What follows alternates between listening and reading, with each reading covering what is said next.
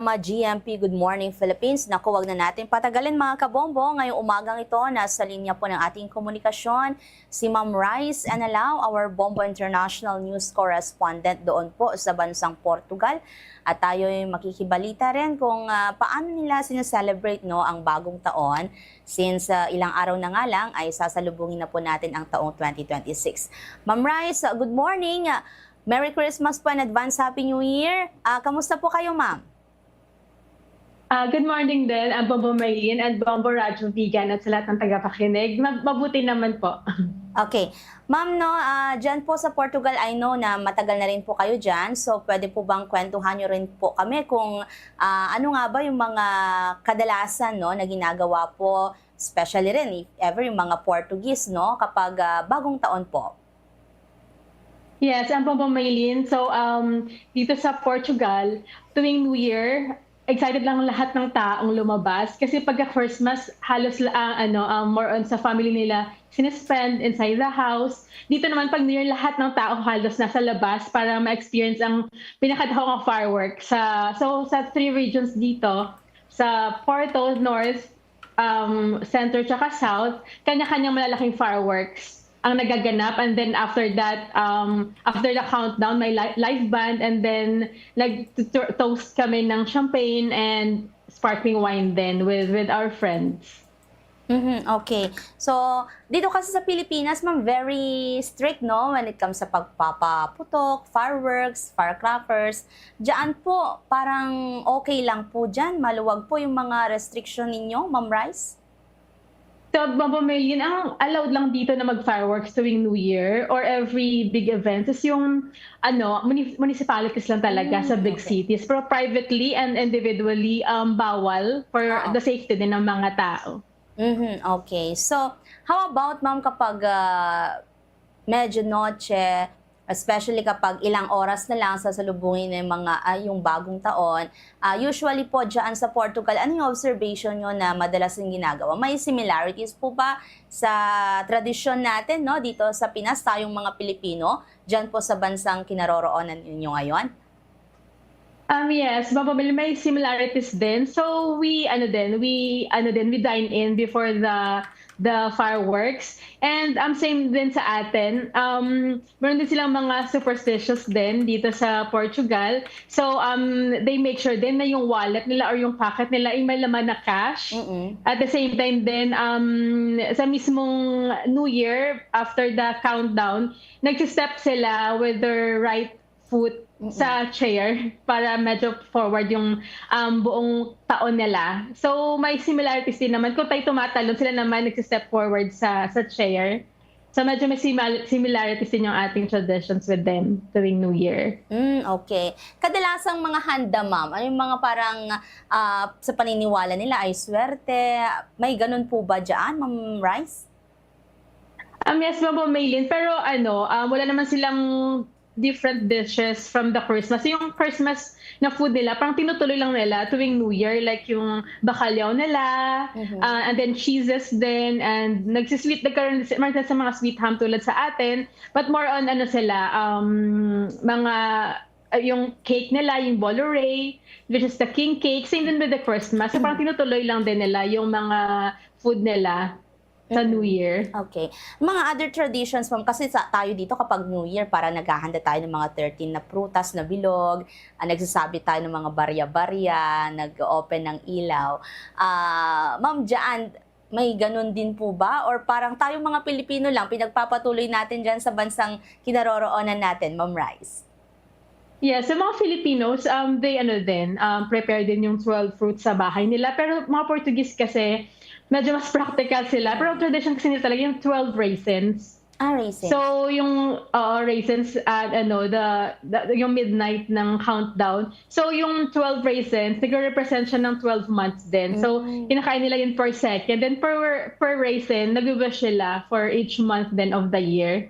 Oh, okay. So, nagsisimba rin po ba sila? Parang ganun po, lumalabas sila tuwing araw ng bagong taon, ma'am? So sa mismong New Year, yung mga Catholic may church din sa hapon. Even before the New Year. Pero kasi yung midnight talaga, nilalaan namin sa city, dun sa napakalaking fireworks. Kaya sa amin dito sa South lalo, nasa ano siya, nasa Atlantic, nasa ocean. So ang ganda ang ganda ng reflection ng fireworks sa ocean.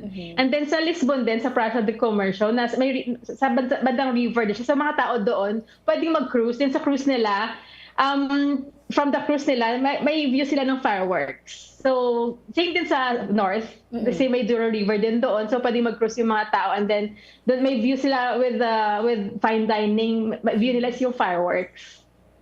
Okay. Kung dyan po sa Portugal, kapag New Year, considered din po as holiday, like dito sa atin sa Pinas, may trabaho pa po ba yung mga tao, pumapasok sila? Ano po yun? Ano po, Ma'am Rice? So may pasok hanggang 31st, pero yung January 1st, wala ding pasok tulad sa atin. Same sa 25 ng Christmas.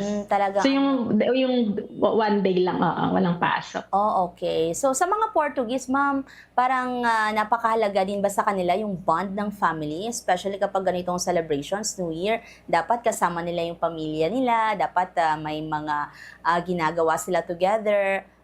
Like us, Filipino, kasi sa atin, dito sa Pinas, ma'am, is family talaga, no? How about po dyan? Yeah, so super close na sila with their family. So yung family ties is very important tulad sa atin. Pero sila kasi kanila, medyo strictly, pag Christmas, kasama nila yung family nila. Pero pagka New Year naman, doon sila medyo, maluwag na with their families and friends all together. So mas loud yung New Year nila kaysa Christmas. Mas mas sociable sila. So kasi halos lahat ng tao nasa city nag-gather eh. So minsan siksikan. So napakasaya tuwing New Year kasi lahat ng tao makikita mo. Okay. Pero ano yung mga kadalasan pinupuntahan, ma'am, diyan po sa bansa ninyo tuwing may mga holidays, especially nga dito sa New Year? May mga traditional places ba dyan na dapat pumupunta sila dyan? Or yung mga places na maraming tao, saan-saan po yun? Yeah, so dito sa Portugal, tuwing New Year especially, naniniwala kasi sila dun sa parang purification, cleansing during nung January 1st or nung New Year. Usually sa beach dito sa amin, kahit malamig, nagdi-dip sila or naliligo sila sabay-sabay sa water. And may river din so ang pinaka-best na pupuntahan dito maliban dito sa Portimao, Albufeira, tsaka Lagos, beachside, Atlantic siya, coastal siya ng south ng Portugal. Sa sa Lisbon, sa center, usually best is Praça do Comercio. Kung nasaan din yung big fireworks natin. Tsaka yung mga, yung Christmas market kasi, nandun pa rin, tsaka Wonderland, open pa rin siya. So nag-close siya hanggang Three Kings. Same din sa north, sa Douro River, yung best. Napaka-ganda ng New Year din doon. Tsaka same din with Christmas. Okay. Kayo po mga Filipinos dyan or yung Filipino community dyan sa Portugal, no? May mga plano rin po ba kayo? May mga separate celebrations? Paano po yung mga Pilipino dyan tuwing Pasko at saka Bagong Taon, ma'am? Yeah, so pag Pasko talagang we make it grand din sa mga Filipinos. Like may the Christmas party kami last December 14th. So andun yung Ambassador Cortez and his wife, Dr. Yasmin, and the family din. So napakasaya. And pag New Year naman, yung plan namin with closest friends and family lang din. Like this coming New Year, susunduin kami ng best friends namin dito. And then together we'll go din sa center para makanood ng fireworks together with them. And then after that, mag-wine and we're gonna have snacks din with them together din. Talagang celebration ng datingan pa rin, ma'am, no? Kahit para hindi naman nawawala yung mga traditions dito sa Pinas. Nako, ma'am, maraming salamat. Kung may mga nais po kayong idagdag na hindi ko po natanong, alam ko po may mga kakaiba pa rin po dyan. Baka maaari nyo pa pong ibahagi, no? Before tayo kumawala sa ere, ma'am. Yeah, so sa atin, mahilig tayo sa polka dot. Sila, very hilarious. So nagsusot sila ng mga color blue na underwear for for progress ng life nila. Yun yung pinaka-lucky color nila na underwear dito sa Portugal. Kung sa atin polka dots, yun naman yung sa kanila. So blue underwear, parang tatak dyan sa Portugal. Okay, ma'am, maraming salamat po, Ma'am Rice. No? Salamat po sa oras ninyo. Anong oras niyo na po dyan, ma'am? 1 a.m. 1 a.m. na ko, Diyos ko Sorry po. Okay po, maraming salamat. And once again, advance Happy New Year po sa inyo. Maraming salamat, Bombo Maylin, and Happy New Year din. So sabi ng Portugal is Feliz Ano Novo. And again, mula sa bansang Portugal, this is Bombo Radio Philippines, the #1 and most trusted source of news and information. Basta Radio, Bombo.